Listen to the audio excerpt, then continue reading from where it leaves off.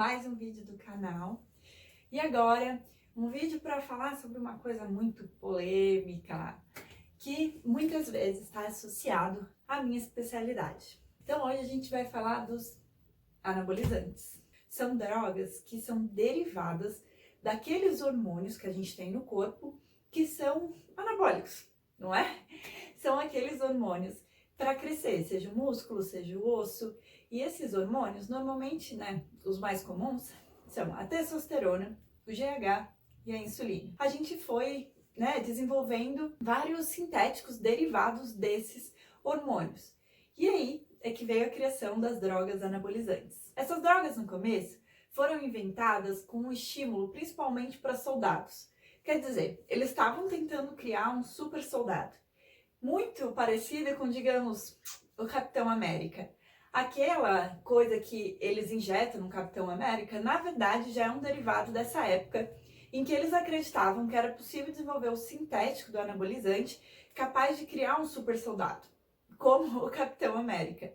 Então, essas drogas anabolizantes, elas têm, referências da cultura pop. Avanço e a gente tendo conseguido ver que essas drogas realmente têm uma melhora na performance, foi quando ela começou a ser levada para o esporte de alta performance. E aí a gente começou a ter os super atletas, mas também foi com o início dessas drogas que a gente começou a ter que fazer os exames antidoping, com a intenção de que os atletas competissem de forma justa. Um atleta não pudesse estar usando uma substância específica para aquele tipo de esporte que desse para ele mais força, mais rapidez.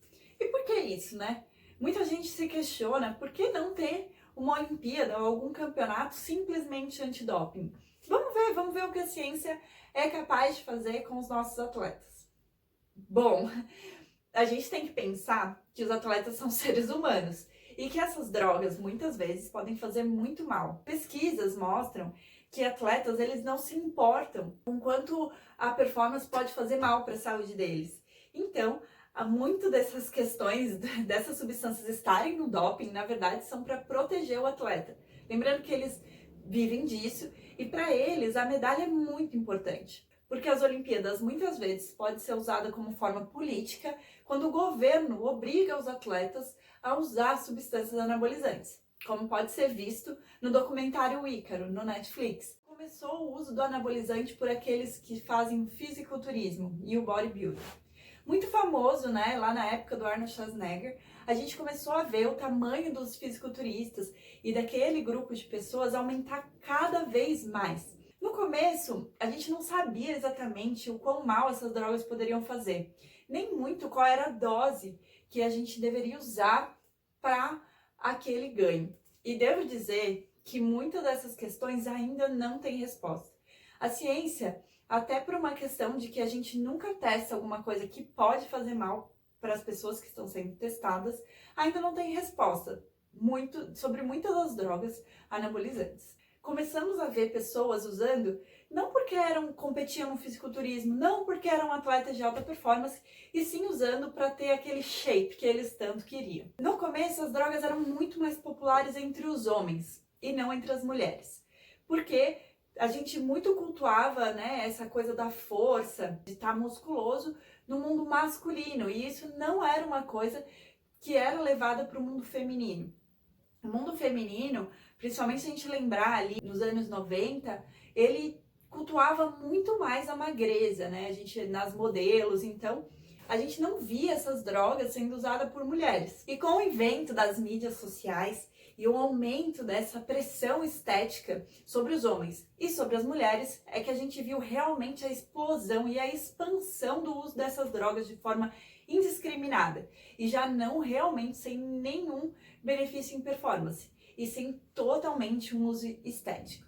Muitos profissionais de saúde começaram a prescrever essas drogas, num contexto em que eles diziam que era melhor ser prescrita por um profissional de saúde do que aquela pessoa simplesmente tomar no mercado negro. Isso vai para um campo até de opinião sobre o que cada um pensa, mas a gente tem que deixar bem claro que é impossível afirmar o uso das drogas sem qualquer risco de efeito colateral.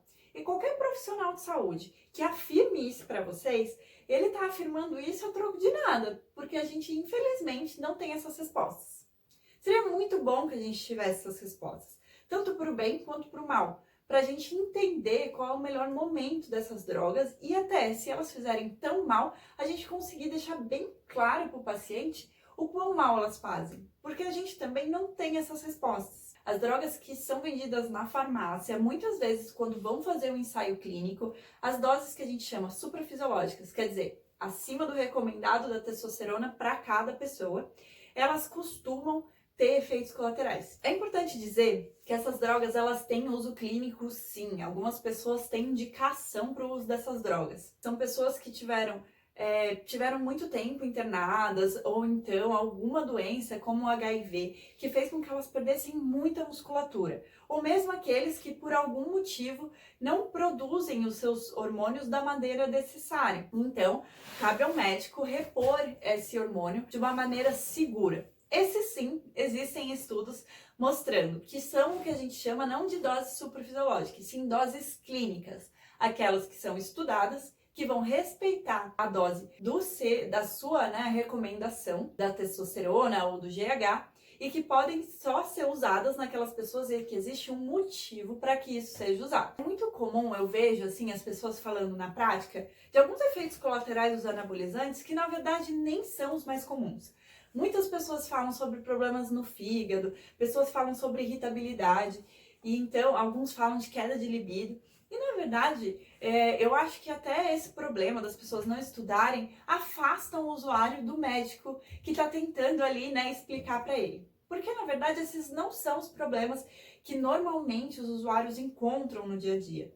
Os problemas mais comuns são o aumento da pressão, a queda de cabelo, a alteração do colesterol, além de problemas cardíacos, mais agressivos nas mulheres, porque a testosterona não é um hormônio feminino, e sim um hormônio masculino. A gente tem uma dose muito baixa da testosterona no nosso corpo, o que faz, com que as mulheres tenham efeitos colaterais um pouco mais graves e que chamam um pouco mais de atenção. O aumento do clitóris, também há aumento de pelos das mulheres. O aumento de pelos, ele pode ser reversível, além da queda de cabelo também. Porém, a alteração de voz e o aumento do clitóris são alterações que, a partir do momento que essa mulher apresenta, ela vai ter que lidar com isso o resto da sua vida. Bom, o GH, ele tem uma particularidade que, diferente da testosterona, os músculos criados pelo GH, ele não tem a mesma composição do músculo que você teria se você simplesmente tivesse uma hipertrofia natural. Ele, na verdade, cria pequenas fibroses naquela musculatura. Então, o GH, muitas vezes, no fisiculturismo, ele é usado muito mais para ter aquela definição que eles precisam para a fase do campeonato, do que, na verdade, para um crescimento muscular. Porque o crescimento muscular do GH, muitas vezes, ele pode não ser de boa qualidade. O GH é um hormônio de crescimento.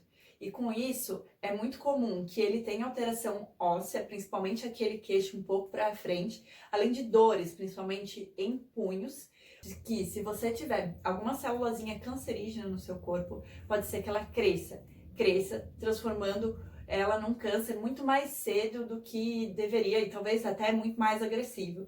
E isso são coisas para chamar a atenção dessas drogas. E eu acho que uma discussão sobre as drogas que é muito pouco trazida, quando eles falam é seguro, não é seguro, eu acho que a questão dessas drogas é o preço da estética. Será que, na verdade, vale a pena fazer tudo isso por esses padrões estéticos? Vale a pena você arriscar seu coração, você arriscar sua pressão e tudo isso por uma pressão estética exclusivamente? Acho que também é muita hipocrisia da parte de algumas pessoas não entender que nesse preço da estética também estão inclusas as drogas para o emagrecimento e não só os anabolizantes. Lembrando, os dois têm recomendações clínicas. As drogas de emagrecimento têm o seu momento e têm o seu grupo clínico para utilizar, assim como os anabolizantes. Mas no momento em que a gente faz um abuso dessas drogas por uma questão exclusivamente estética, a gente tem que pensar qual é o papel da medicina nisso. Será que nós, médicos, deveríamos prescrever esse tipo de substância somente pela estética? Será que está dentro do nosso juramento o uso desses anabolizantes e desses remédios para emagrecer simplesmente para satisfazer o paciente de uma forma estética?